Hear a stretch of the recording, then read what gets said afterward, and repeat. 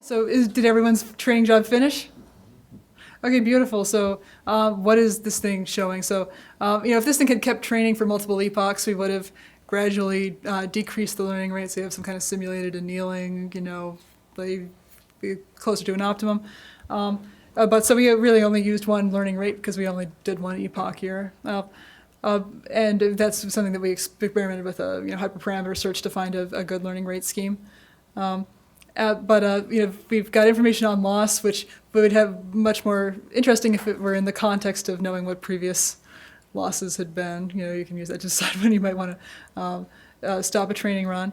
And we have an evaluation metric. I think this is actually just done on the training set, so maybe not really a validation metric, but the error, the error rate for that, the training samples that were used in that epoch, and the time that it took. So you can see it took a fair while.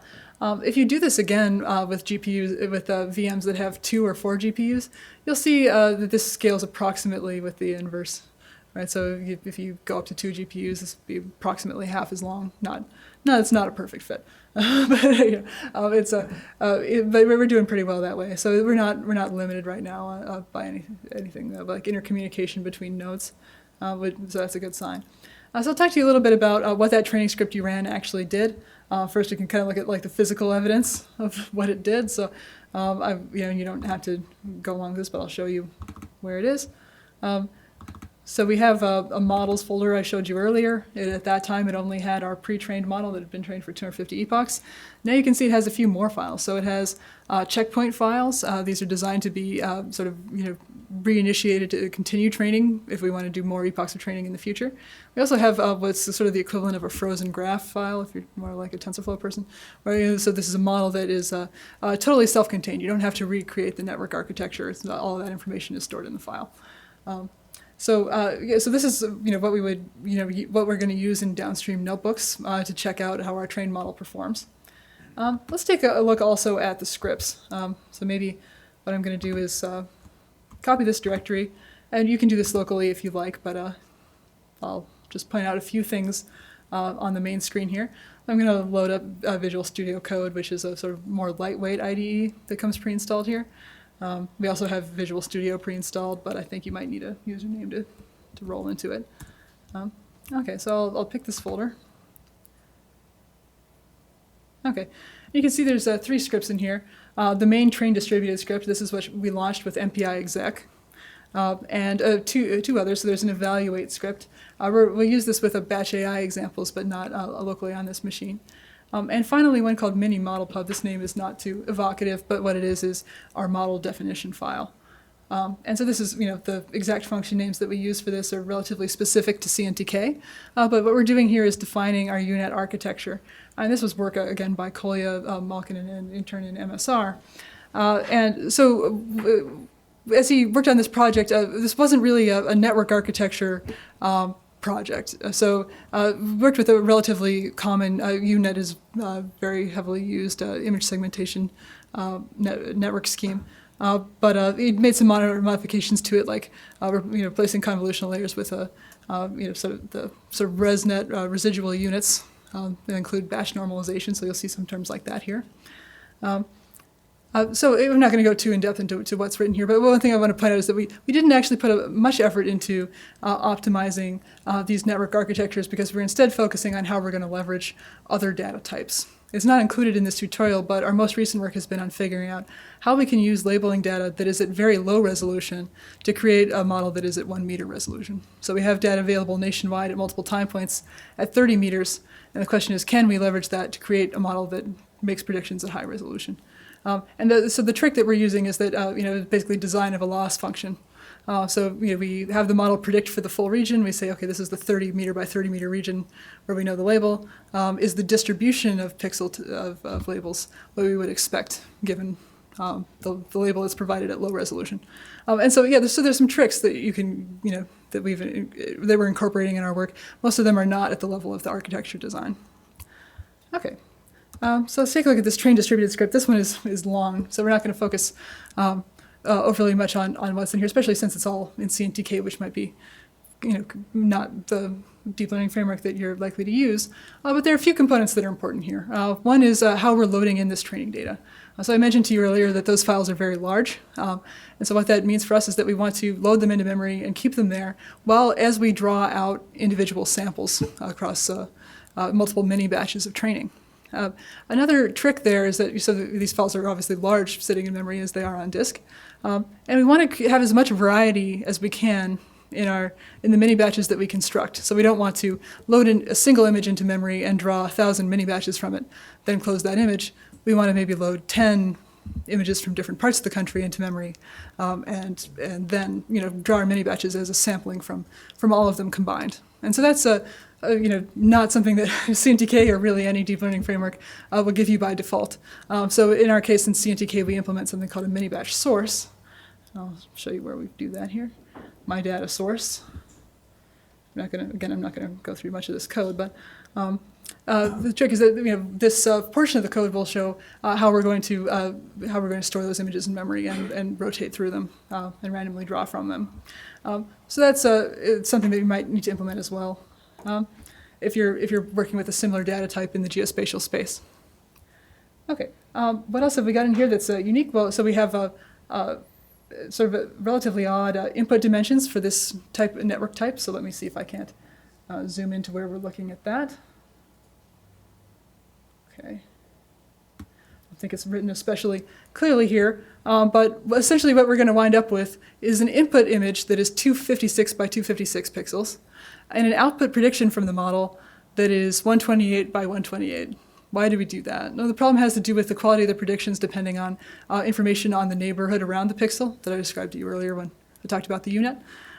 And so we find that the predictions are relatively poor at the edges of this input. So we want to basically just use the center interior region of that prediction. And that's also the only place where we penalize our model for mistakes. So we have a loss function that's designed to incorporate that. Another unique feature of our loss function, which I believe is defined here, is that it's designed to deal with the fact that we have some no data labels. So we don't want to exclude all regions that have a single no data pixel in them, right? Because it turns out that with this geospatial data type, that's very often the case that we have no data for some pixels. So what we do is we just make sure that our loss function excludes those when calculating across entropy. So that's another sort of handy modification. But I think a general thing to draw from this is that this training script is relatively intricate, but we've tried to construct it in a way that if you came in with a different labeling scheme for your data, that you'd be able to replace, to modify this script for your own purposes. And that's a major goal of our program, of course, is to make this as accessible as possible, but still relatively long to read through. So I'm not going to belabor the point too much, but if you're interested, we're going to provide our emails, of course, and especially if you're going to build on top of this model, please do reach out. We're happy to help you adapt this for your own purposes. A final thing, which is very general, I think, not just specific to land cover mapping, is dealing with class imbalance. So there's some, we have some types like trees and grass that we have just an enormous fraction of our pixels come from that space, and then developed areas represent only a small portion of the land mass. So we want to try to increase that, rebalance the data that we're using to have a larger proportion of those less common labels, or else we're very likely to get a model that never predicts the less common labels. And the way that we do that in this case is that we randomly drop some samples that contain only land and grass types, so that we modestly rebalance. And that's something we've had to just hyperparameter tune to get a notion of what fraction is appropriate, so that we're not over predicting finally in our trained model. So all of that's hiding in there. Trust me, it's a bit long, so I'm not going to go, and it's a little bit difficult to follow. But if you have more time with the script later on, please do feel free to ask us. We're happy to help with modifications to that or descriptions of what's happening there. Okay, so I think now we're ready to go ahead and take this trained model and apply it. And so we have a third notebook, so I'm going to go ahead and close and halt the second notebook and load the third one. Okay, So this is where we actually are going to incorporate some Python code into the middle of our Jupyter notebook so that you have an idea of what the little components are. And if, these same components that we're going to show in this notebook are things that we're going to eventually use later on to take our trained model and deploy it in ArcGIS Pro, more in script form than in notebook form. But just to give you an idea of what's going on here. You can see we're using some of these packages like GDAL and Basemap that are specific to the geospatial community. So we can go ahead and import those. And one thing I like about this notebook is that compared to the training script that you just saw, which is difficult to parse through, there's a lot of moving between functions. At least here in this format, you're able to see what each little nugget is doing. So as we load this data into memory, we're dealing with dealing with all the labels that are available here. The TIFF file, we'll read these in a range of 0 to 255. We're converting them back into the range the model expects float, but between 0 and 1. So these are relatively minor things. This cell will take a little minute to run, and that's actually reflective of the fact that a large portion of the training time that you just witnessed was time spent loading the sample data into memory. So this is a single file now that we're using for evaluation, but we used 8 of them for training. So it took a bit of the time involved.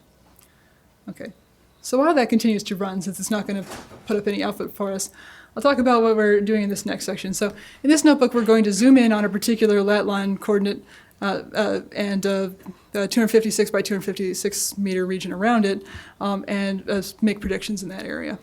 Okay, so there's a problem there, which is that we're given these lat line coordinates, and we're trying to find which essentially rows and columns in these images that corresponds to. In order to do that, we use these geospatial data libraries to make the conversion. And so there's a system here for actually loading the header data from the TIFF files. These are not just your regular TIFF images. These are, in particular, they have a geospatial information in the header that describes the region that is being shown in the coordinate system that was used in collection. This will help us convert from those lat line coordinates to the rows and columns we need in our image, and pick out just the part that we need. And that's going to reduce a lot of our memory usage right away. So I'll go ahead and run that. I think it runs very quickly. And then we're going to be able to visualize what that small region looks like later, and just apply our model to that small region. Okay. Alrighty. So I've told you that our trained model has an output size of 128 by 128. So how are we going to apply this to a region that's 256 by 256? Well, we have to create a padding around that 256 by 256 region. So we're interested in the region in orange. We actually need to deal with all the data shown in blue, including that padding around it. And what we're going to do is we're actually going to apply our model 4 times. We're basically in a sliding window strategy. In order to get all of the pixels covered in that range. And so that strategy we're also going to use with ArcGIS Pro when we look at larger regions that are our model's typical output. And so we have a little code snippet to do that. Okay. So you're going to see this thing running. Well, you'll get an error that the data is not C-contiguous. That's because we're pulling out of an array, a slice of that array. It's not the most efficient way to provide data to your GPU, but this is just a warning. So this is already finished. Okay. So let's visualize what we pulled out. So we have this. We want to take a look at our region of interest. So we're loading.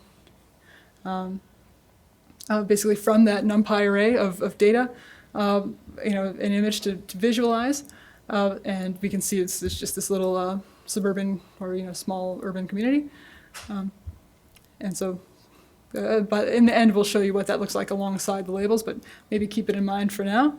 Now we need a little helper function to help us colorize our predictions, because our predictions are coming back in the forms of labels 0 through 4, right? 0 being no data. And so we want to create that colorization. We have a little subroutine defined for that. Okay, so let's see what our predictions look like by passing them into this colorization function. So you can see that everybody, by the way, is going to have a different result from this because your model was trained for just one epoch and hasn't really converged yet. So what kinds of errors do we see in this image? Well, first of all, there's some confusion between trees and grass that may not be surprising. Both of those things are relatively green, so our model is still learning. There's also a lot of confusion between shadows and water. This is very typical. I'm not sure what all of you are seeing, but if you're seeing a lot of water you didn't expect in your image, if you look closely later, you'll probably find that that overlaps with shadows. And that's sort of the cool information that's coming in from the near infrared channel, telling us that that is just dark and looks water-like. But in general, hopefully you're seeing something that looks like, the L of the roadway. The actual labels are starting to show through there, hopefully. Okay, and you can also visualize what the ground truth labels that were provided by Chesapeake Conservancy look like, to give you an idea of what your labels really ought to be. Okay, so with some overlays, finally, we can take a look at where those errors are, and we can change the transparency level here. Oh, pardon, where is that? I defined it for the mask. We've set it to 200. You can use something in the range 0 to 255, I think, if you want to change that transparency level. And so you can start to see, actually some of the blue in this case is not shadows. Some of it is. But I don't know if you can compare on your own image where these errors seem to be taking place. So this is after a single epoch, but we expect that that performance to improve. It also improves as we include more variety in our data. So with only 8 files loaded into memory, you have many batches being constructed that are not seeing the vast majority of the variation that's present in Chesapeake Conservancy. But that's one of the advantages that we get as we scale up to training on a GPU cluster. So we've been doing this data parallel training. We haven't seen anything because you only have one GPU, so there hasn't been any parallelization really at all. But the strategy with this script is to have each GPU, each worker, be assigned to load a subset of the available images into memory. And then so it loads them once, and then it can go through as many epochs as you want with those stored in memory. It's much faster than loading them after each epoch, or even more frequently from disk. If you have a large enough GPU cluster, you can fit many more of those images into memory, and maybe even the entire data set into memory. And so yeah, there's certainly advantages to that over even just loading files from a local disk, let alone if you have a cluster, maybe loading them from a file server or a central store. Okay. All right, so we can take a look at maybe what accuracy might look like in this evaluation image. There are several ways that we might think of doing that, and these are just 2 of them. But one is to ask, what fraction of the time are our best predictions, so our hard predictions from the model, matching the predictions from from the ground truth labels, and so it's not a very high percentage of the time in this case. We find with our best trained model that fraction looks more like 90 or 91% of the time, and we're constantly improving how we perform that training process as we look at adding new data types that are available nationwide. But if you think about it, that's still actually a relatively high error rate. If you draw like a tic-tac-toe box over an image, one of those squares, that fraction of the pixels is going to be wrong in your prediction. So we're still trying to figure out how we can make this improvement so that we, really can provide something that people are able to use in this community. And then sometimes that looks like things like combining information over multiple years, which is unfortunate because that then means we can't build a very frequent time lapse from the images. But there's some ways to make minor improvements above that. So another way we might look at this is, the model is assigning probabilities to each label effectively, at least as if we softmax it. And so we can ask, what is the average probability assigned to the true label? And here we can see that the model is actually still relatively uncertain of the labels it's assigning. So it's not assigning anything yet with a very high confidence. Okay, so but there are other metrics you can use for accuracy here, IOUs, that sort of thing. So this is just an example of how we might take a look at how the trained model is performing in a visual way. We can reuse a lot of these code snippets now to apply this model inside of ArcGIS Pro. So what I'm going to have you do at this point, this Jupyter Notebook has been using the GPU. So what you'll want to do is you want to make sure that you close it by using the close and halt function instead of just Xing out the tab. And that'll make sure that ArcGIS Pro can get a hold of the GPU afterwards. I expected this kernel to close. Let me see if that really happened. Okay. So I'm going to check with NVIDIA SMI real quick to make sure that my GPU has been freed up. And it has. So there's no running processes anymore on my GPU. Oh darn, I don't know if we ever I guess we never checked this while it was running as training script, but I'll show you in a sec what it looks like when ArcGIS Pro is trying to make use of this GPU. But what you would have seen if you checked this while training was ongoing and all of your data had already been loaded into memory, is that you'd get a GPU utilization in the high 90s typically. So we're doing pretty well with that. Okay. Anyway, sorry. So we're going to go ahead and load ArcGIS Pro again. No? Guess we're going to do it off a link on the desktop. Ha. Okay, so hopefully this will just load straight away for you. I think I still have to log in because I've got my own license and you guys are using a license file. But in fact, what we're going to, oh shoot. Okay, yeah, there we go.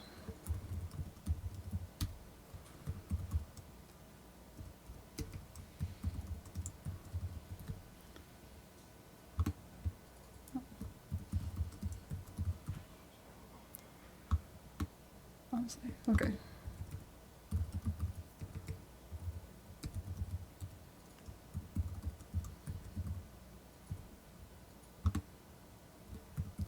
Okay, might be using the license file after all. Okay, yeah. Unless it just timed me out for too many trials.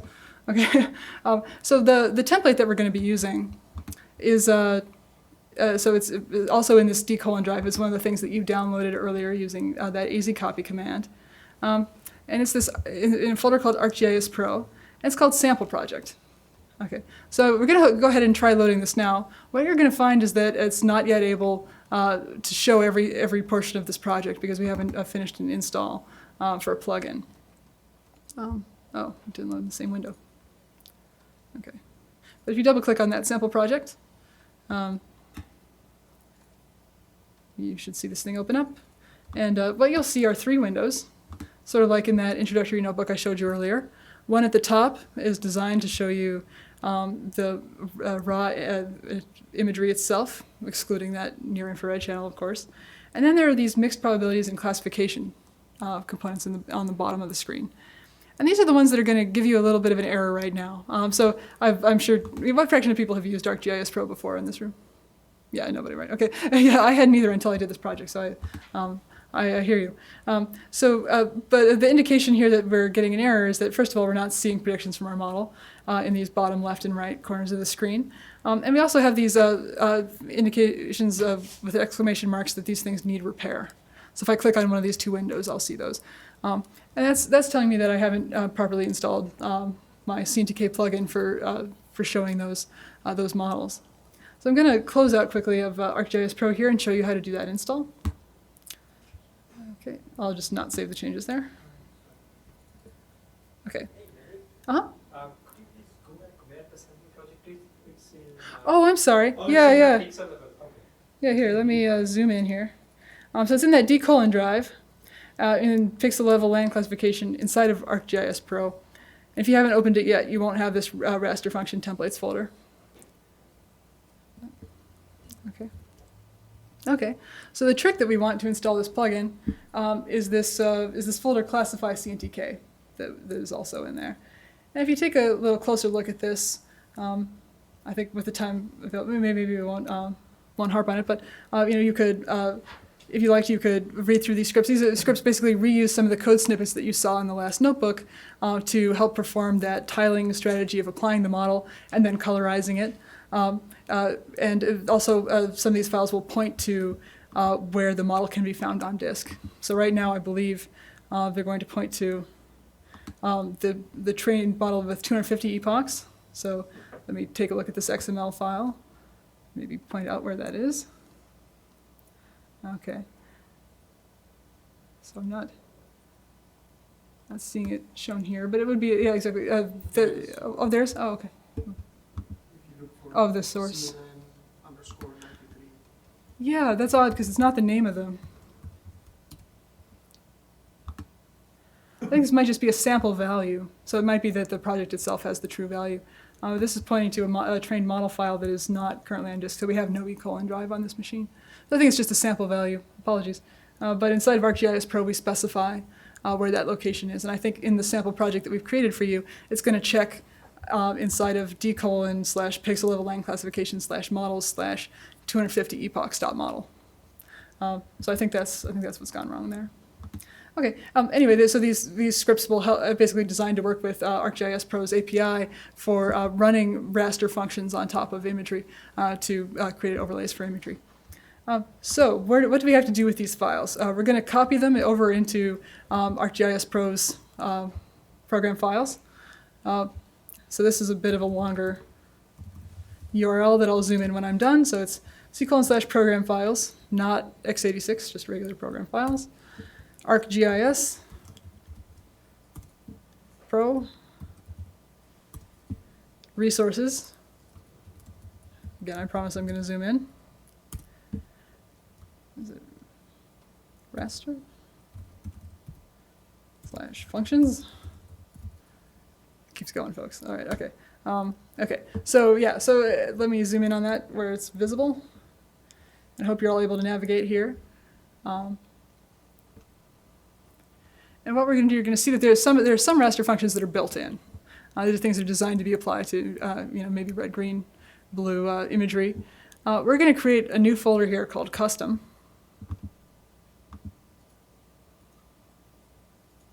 No, that wasn't it. Maybe I have to zoom out a bit. Has everybody got that location? I'm going to take that as a yes. All right, now I'm going to create a new folder. The new folder is going to be named custom, and I think it has a capital C, but I'm not sure that that matters. Okay. All right, and I'm going to just go ahead and copy this classify CNTK folder in there. Okay. Now, so now ArcGIS Pro, when we load it again, is going to be able to find that that plugin and apply it as part of our sample project. Okay. Shouldn't have done that. Okay, so I'm going to go ahead and double click on this sample project again to launch ArcGIS Pro. If you did leave ArcGIS Pro open in the meantime, it might be that it can't find the files that you've just dragged and dropped, so you might want to go ahead and do a restart there. Okay.